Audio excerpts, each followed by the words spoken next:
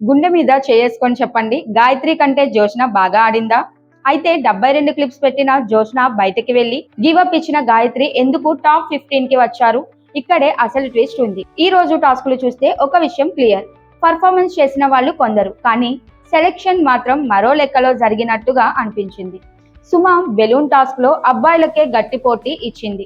కారం కళ్ళలో పడిన గేమ్ నుంచి పూర్తిగా వెనక్కి తగ్గలేదు. అమన్ కూడా మిర్చి టాస్క్ లో రిస్క్ తీసుకున్నాడు. దీపక్ అయితే కళ్ళల్లో మంట ఉన్న బెలూన్స్ టాస్క్ పూర్తి చేసి గెలిచాడు. అంటే టాస్క్ పరంగా వీళ్ళిద్దరికీ క్రెడిట్ ఇవ్వాల్సిందే. కానీ అసలు షాక్ ఇచ్చింది జోష్న. క్లిప్స్ టాస్క్ లో 72 క్లిప్స్ పెట్టింది. మరోవైపు రోహిత్ ఏకంగా 109 క్లిప్స్ తో అదరగొట్టాడు. ఇంత పెయిన్ఫుల్ టాస్క్ లో ఇంత ఓపిక చూపించడం చిన్న విషయం కాదు. ఇక్కడే ప్రశ్న, గాయత్రి మాత్రం కొన్ని క్లిప్స్ తరువాతే గివ్ అప్ ఎందుకు ఇచ్చింది? ఆమె ఎలిమినేట్ అవ్వడం ఒక విషయం, కానీ అదే పర్ఫార్మెన్స్ ఆధారంగా టాప్ 15 లో ఎవరు ఉండాలి అన్నది మరో విషయం. ఇంకా రుచిత, అపూర్వ వ్యవహారం కూడా పెద్ద ప్రశ్నే.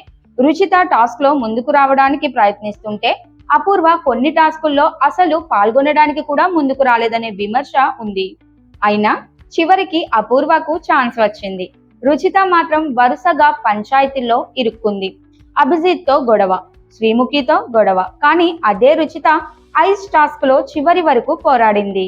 అంటే ఈ సెలక్షన్ లో అసలు ప్రమాణం టాస్క్ పర్ఫార్మెన్సేనా, డేర్ చేయడమా, లేక హౌస్ లో కనిపించే ఇంపాక్టా? ఇదే ఇప్పుడు అందరికీ ఉన్న పెద్ద డౌట్.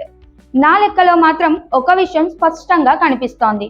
రోహిత్, జోష్న, సుమ, అమన్, దీపక్, ఝాన్సీ లాంటి వాళ్ళు టాస్కుల్లో తమ సత్తా చూపించారు. కానీ గాయత్రి విషయంలో వచ్చిన నిర్ణయం మాత్రం ప్రశ్నలు మిగిల్చింది. మీకేమనిపించింది? జోష్నకు 72 క్లిప్స్ తర్వాత కూడా టాప్ 15 ఛాన్స్ రావాలా? గాయత్రికి ఛాన్స్ ఇవ్వడం కరెక్టేనా? కింద కామెంట్ లో చెప్పండి. RZTV 7 న్యూస్ కోసం, ఇలాంటి బిగ్ బాస్ అప్డేట్స్ కోసం సబ్స్క్రైబ్ చేయండి.